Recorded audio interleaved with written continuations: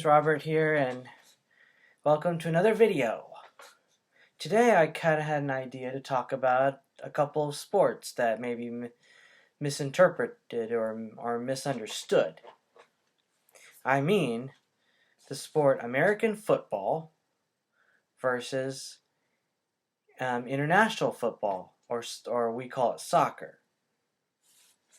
So we kind of got down to the nitty-gritty of both sports. So, what American football, I'm kind of putting it in quotes, but American football is basically a cross between rugby and soccer with an oval-shaped ball and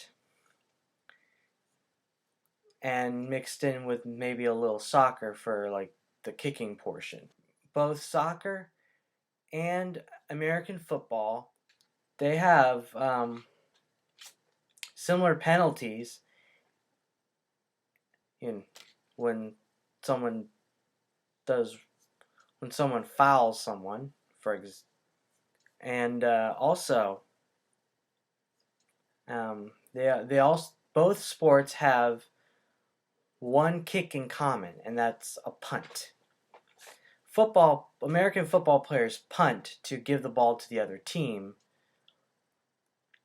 under certain conditions, like if they could not get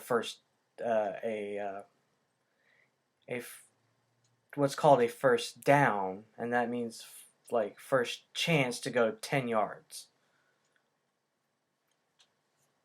And in soccer, of course, a punt is used when the goalkeeper would punt the ball, the soccer ball, a round ball,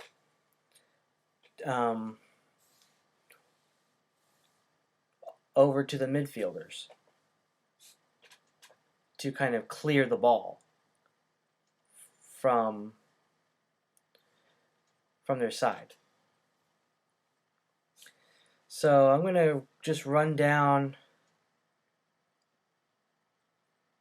the equipment, the play, on how to play, scoring, penalties, and that stuff. Okay, first I'm going to talk about soccer, or international football.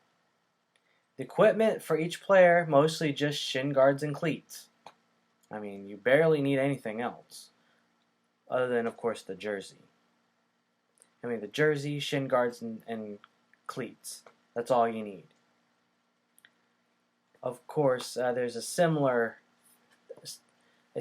similar setup for volleyball, which I'll get into. It mostly uses knee pads and regular tennis shoes, I believe. I think regular tennis shoes. Correct me if I'm wrong about volleyball.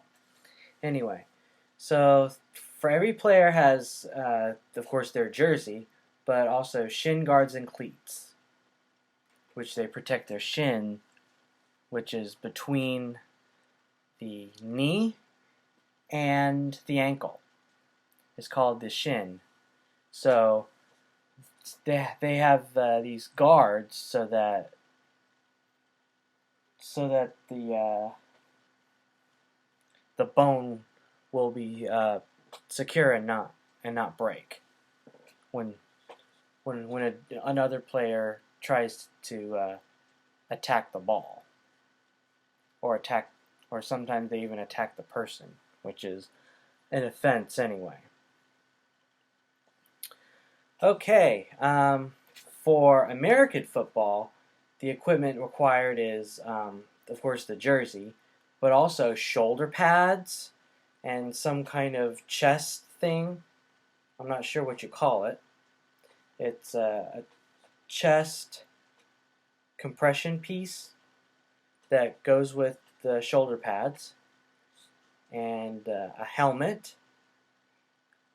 You need something like a bigger helmet than a baseball helmet, and of course cleats. So that's another equipment thing they have in common, is American football and international football, they both use cleats.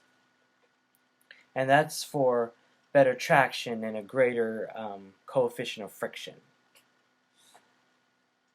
Or just greater amount of friction. Alright, play. Now, how to play American football. Typically in high school, there are 4 12-minute quarters with a halftime. So there's basically 4 what they call quarters, which is basically quarter of the game. And for high school, it's 4 12-minute quarters. For the NFL, I looked on their website, and they kind of give 15-minute quarters. So quarter of the game. So now it's halftime between the second and third quarter. So that's a little close to basketball in terms of playtime. Now you have 4 chances or downs. They call them downs, but four chances to gain 10 yards, and 10 yards is kind of an imperial measurement, which is approximately 30 feet or a little bit more than 10 meters.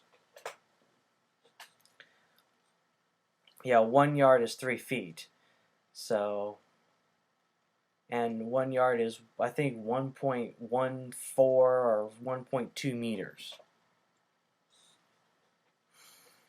And, of course, I said the NFL gets 15-minute quarters. Another similarity in terms of play between American football and soccer is that they both require 11 players per team on the field at one time. Now, at the end of every quarter, the 2 teams change ends. That means they flip end that they defend. So, and of course, overtime is 15 minutes, and it's the first team to score. If there's a tie in the game, like 25-25, then they'll go into an overtime. It's especially good for like NFL games and like, you know, tournament games where the score is like really tied. And of course they do the coin flip to determine who gets the ball first. And it's 15-minute overtime, or probably 12-minute overtime for high school. And the first team to score anything at all wins. Typically, either, and I'll talk about scoring in the next part. There's usually American football has this thing where they stop play after the person gets tackled, and the ball is considered down. So they stop the play, and then that ball, wherever the ball is located, is the official line of scrimmage, and you can't go past that before a certain point. And it takes 25 to 40 seconds to start each play, each drive. They kind of like regroup or something after every play. Now for soccer, play is, I'm sure everybody knows, but if you don't know, a play is 2 45-minute halves with some extra stoppage time determined by the referee. So it can go up to like 5 minutes of stoppage time. Which stoppage time is just extra time to have the half ended when the referee blows the whistle, to kind of wind down the game or the half. So there are 2 overtime periods if the score is tied, and usually it's like 2-2 or something, or 0-0. And it's continuous play, and yes, again, 11 players per team. They have different names for each player on between soccer and American football. Soccer has the midfielders, and then the goalies has a different jersey. And so in American football, we have this position called the quarterback. And the quarterback is kind of the leader of the team. So soccer would probably have something similar, which is probably the goalie is the captain, or someone will have a captain's wristband, depending upon who is the captain of the team. And I think they also do a coin flip at the beginning of at the beginning of the game. So, and of course, if it's still the same score, like 0-0, then if the tie does not break, then there will be 5 penalty kicks for each side, and whoever scores the most out of those 5 wins the match. Okay, scoring. Now a touchdown is when whoever that has the ball goes into the opponent's end zone, or at the opponent's 0-yard line, or past the 0-yard line. I don't have much of anything with me, but let me do I'll probably do a quick drawing about where the end zones are and what's all these yardage. So a touchdown is worth 6 points, and a field goal is taken when, I don't know how to put this, but a field goal is taken when the team is far enough past the midfield for the kicker for someone to kick the ball over the goalpost. I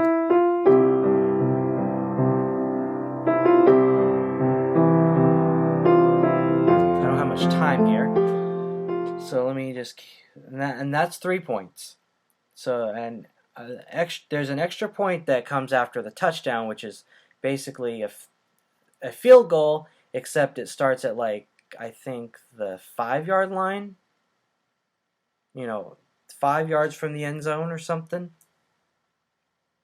And a safety is the only defensive score.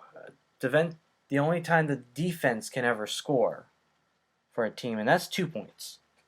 And there's also a 2-point There's also a conversion where they would set the ball up at very close to the goal line, and they would just run it as a normal play into the end zone again after a touchdown. That's also 2 points. Okay, for soccer, scoring is very, very simple. There's just one goal every time a team scores until the game over and a clear winner is named. Now, of course, some referees may not allow a certain point due to an infraction on the offensive team. So that's the only iffy. So let's go into penalties. Now, American football and soccer, they both have this penalty called offside, which I will talk about later. And there's also a delay of game, which is when in American football is when I don't know how to put it, but basically when the play did not start after 25 or 40 seconds. and so they're supposed to start the play before that time runs out. So each of those is 5-yard penalties for American football, and of course, a helmet violation is just pulling off of a helmet or holding on to the helmet. So the most typical is just holding violation, which is holding on to the opponent's helmet. That's a typically 5 to 10 yard penalty. And of course, pass interference is when the opposing team pushes the player out of the way, preventing him from being able to try to even attempt to catch the ball. That one's either 10 yards or half the distance to the goal, sometimes 15 yards for pass interference. Now, in American football, there are 2 or 3 timeouts per team per half. So, I think there are 3 timeouts for every team for each half of the game. So a team can do a timeout any time after a play, and it is usually for those penalties. There's usually just a yellow flag that flies out of the referee, and they'll call it and things like that.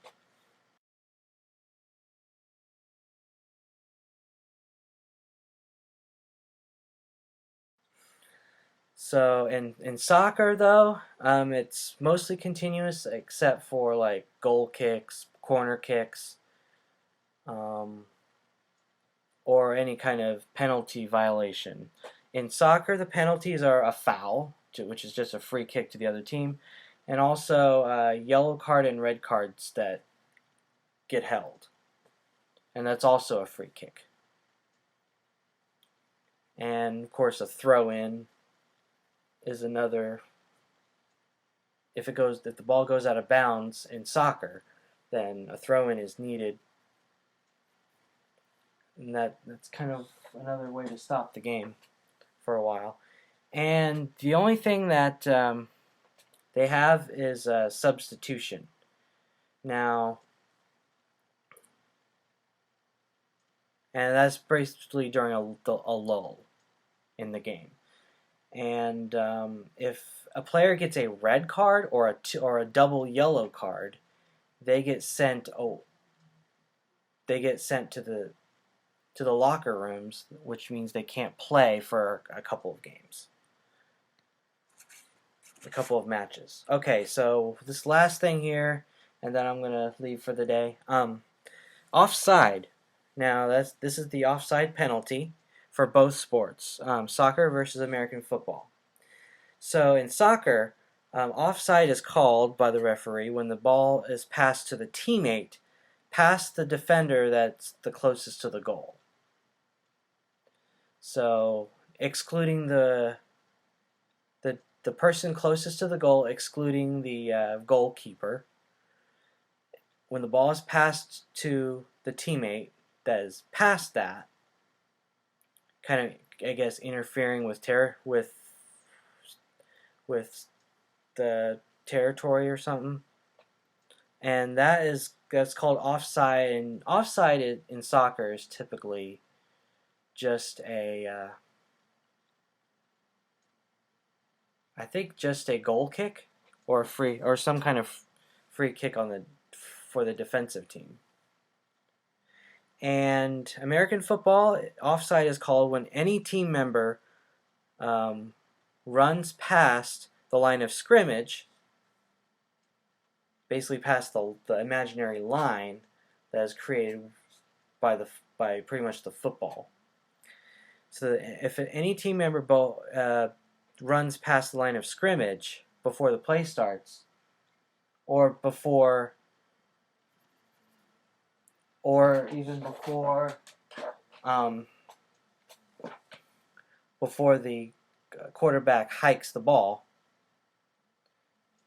and of course the quarterback is behind the center, and the center has the ball, and the quarterback hikes, when the quarterback says hike, then he carries the ball and passes it or anything like that. So there's like this thing called the incomplete pass, in which no yardage is gained and you just start the play over from the same line. So if a team member runs past the line of scrimmage before the quarterback says hike, then to start the play, then it's offside and it's usually a 5-yard penalty. Okay, that's all I have for this video. I hope it's informative and I hope you enjoy it. And have a nice evening. Goodbye.